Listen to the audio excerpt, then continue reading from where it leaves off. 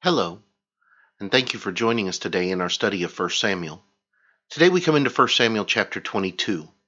And as we examine chapter 22, it folds in on the heels of chapter 21. In chapter 21, David comes to Ahimelech, the priest in Nob, and he asks him for help. However, he doesn't tell him the truth about why he's there and the circumstances under which he arrives. He tells him that he is going to be on a mission from Saul, or that he is on a mission from Saul, that he had to leave very quickly, and that he needs Ahimelech's help. Ahimelech's going to help him, and it's going to bring about dire consequences for Ahimelech and for the people of his city. But let's begin in chapter 22 by looking at some of the lessons that we see in this chapter, but also some of the comparisons, some of the parallels that are found in the chapter. And we want to start with David. At the start of chapter 22, David is on the run now. He is staying in caves, he's in the forests, he's in the mountains, and so on and so forth. And he begins to build this following. As a matter of fact, chapter 22, verse 2 says that everyone who was in distress, everyone who was in debt, and everyone who was discontented gathered to him, and he became captain over them, and there were about 400 men with him.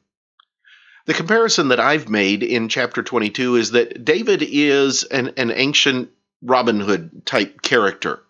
And, in the comparison of him with Robin Hood, you have the living out in the forest or hiding out in the woods or in the mountains and so on and so forth, which David is going to do.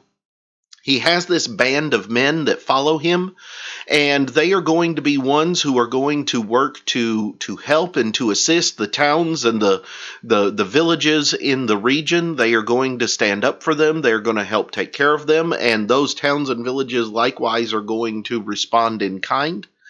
And yet, at the same time, they're going to be spending a great deal of time trying to stay away from Saul and trying to keep Saul from capturing David.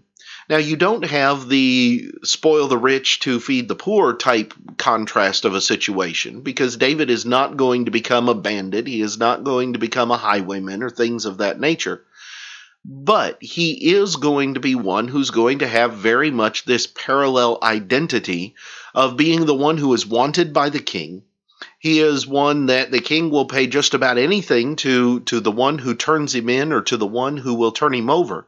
And yet he is gaining, or going to gain, an increasingly large following among the people of Judah and among the people in the region round about him, because of who he is, because of the way that he conducts himself, and because of the fact that the people do trust him.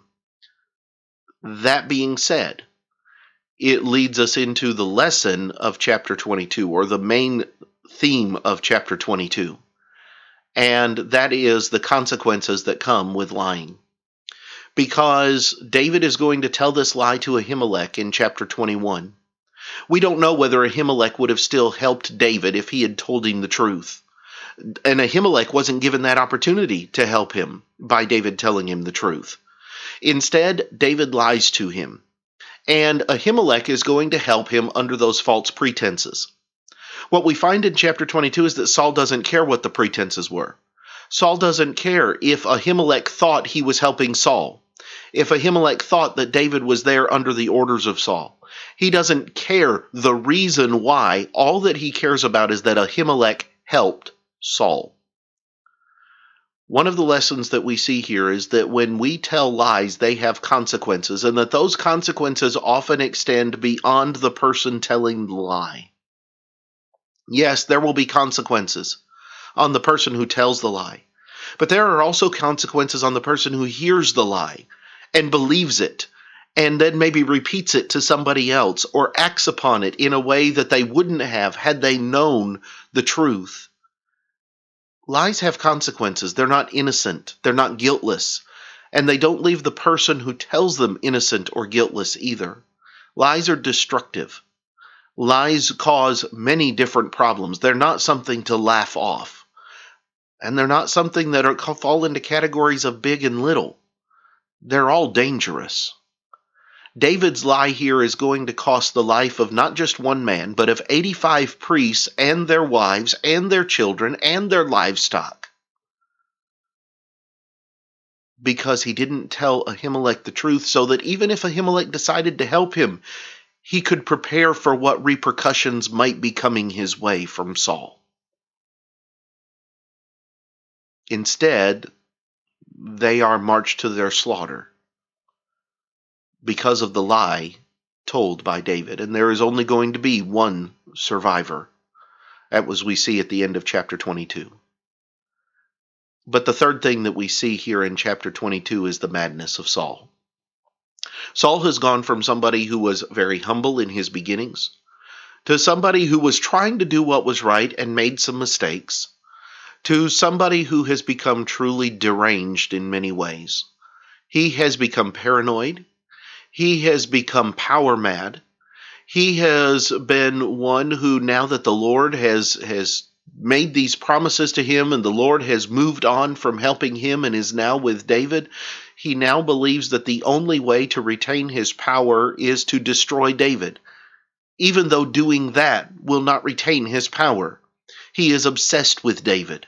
He is obsessed with destroying David. And as you get into the text of chapter 22, he accuses everyone around him in his fits of depression of trying to help David, even when they're not. He is going mad. But he is going mad because of his own choices. He is going mad because of his own pride and his own arrogance and his own unwillingness to be obedient. It is not just simply because he's had a mental breakdown. It is because he's dealing with the consequences of his own actions, or rather blaming everybody else for the consequences of his own actions. So we see a lot of these things coming together in chapter 22. And there's this horrific scene that takes place. But it also comes with a great lesson and a series of lessons on the consequences of our actions, both on Saul's side and on David's side. And even on Ahimelech's side, even though he was not acting out of malice or ill will, he was doing what he thought was right, and he was responding to what he thought was the truth. And yet, even with things that are done where we think we're doing what's right, they can have consequences that are severe. So there's a lot of things to see and a lot of things to learn in 1 Samuel 22. I hope these things are beneficial to you. Next time we will come back and we will begin looking at 1 Samuel chapter 23. But until then, have a great day.